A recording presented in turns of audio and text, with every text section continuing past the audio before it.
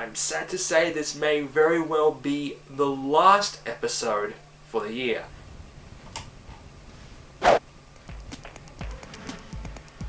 Okay, so I lied. Shut up! The spiritual sequel to Eternal Darkness is finally back in production. Shadows of the Eternals, which was the victim of 3 failed crowdfunding campaigns, is back in business with Dennis Dyak's new venture, Quantum Entanglement Entertainment, which will be focusing on not just games, but movies and TV, with Dyack believing there'll be some sort of singularity. I've been wanting to talk about this for a while. I'm just amazed that this game couldn't reach funding even after 3 attempts. Yeah, I get it. Dennis Dyack isn't really the best person to work with in the industry, but he was just one piece in this project. A project that was making a spiritual sequel to one of the GameCube's best damn titles. And I guess one of the devs turning out to be a pedophile didn't help things either. But I'm really glad that this game is finally getting out. No word yet on whether or not it will still be coming to Wii U. I'm not one for dating sims. I find the pacing to be really slow, and the stories can be truly weird. Plus, they can go sentient and try and kill me.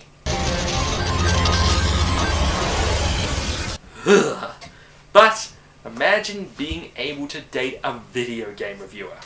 More specifically, one from Normal Boots. Introducing Asagao Academy, Normal Boots Club. Yes, this is actually a thing. Where you play as Hannah, the new transfer student, and have the ability to form a relationship with any member of the Normal Boots Club, which include Peanut Butter Gamer, The Completionist, Pro Jared, and a certain someone's favourite, JonTron. It's just stupid, but it's hilarious at the same time. I'm just... Wow! There's even plans to bring in an additional Jock Groups, featuring everyone's favourite robotic bird from JonTron. I wonder how I would fare in a dating sim though. Probably as good as my regular dating life.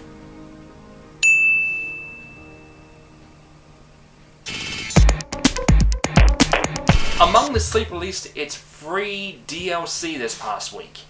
Apparently this DLC is a prologue of sorts, and it begins with our nameless toddler protagonist in the middle of a snowstorm before waking up.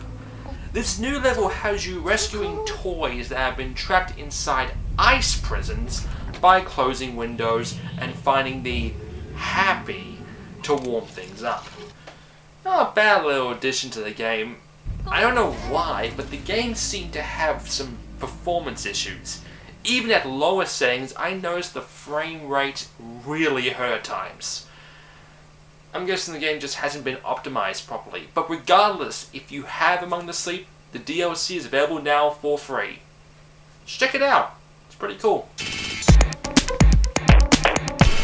A few months ago, My Life in Gaming released a very detailed video explaining how to get the best looking picture out of your retro consoles on HD TVs, using RGB, SCART, and a device known as the FrameMeister.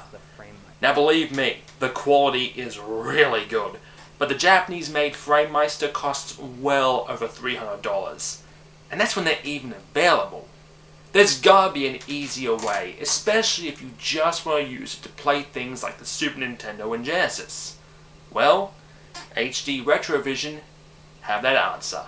Shown by a somewhat cheesy video, HD Retrovision are designing a set of cables to output the Super Nintendo and Genesis through component, rather than the smeary, blurry image people have had to deal with lately when it comes to composite, especially since HD TVs phased out S-video inputs. From what I've seen, these cables are utilizing the RGB that's already built in, producing a much cleaner, crisper image at a fraction of the cost that it would take to get from an external upscale like the FrameMeister. But it should be pointed out that unlike the FrameMeister, which can upscale to 1080p, Retrovision's cables will only output in standard definition. I'd really like to see how it compares to the FrameMeister by itself. I'd also like to see how it would compare as an alternative to SCART in the device. Also, they have brought up the issues of compatibility depending on the type of TV or game console model. The Genesis cable will work with all these devices, pretty much anything that has the Genesis video outputs. The Super Nintendo, however, will only work with the original model.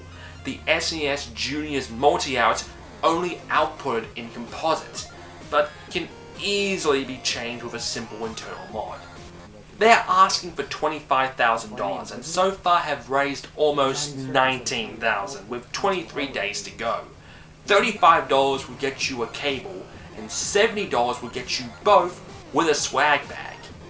Now, as most of us know, the Super Nintendo multi-out was also used in the N64, which begs the question, which they responded with, no, well, depends. If you're able to get your N64 modded with RGB, then odds are it could technically possibly work.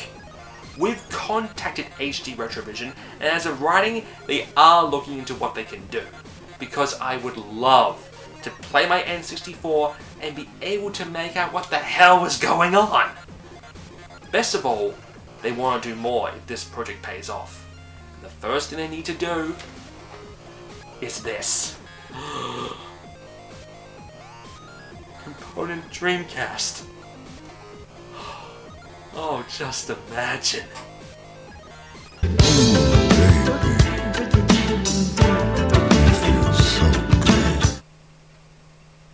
Oh.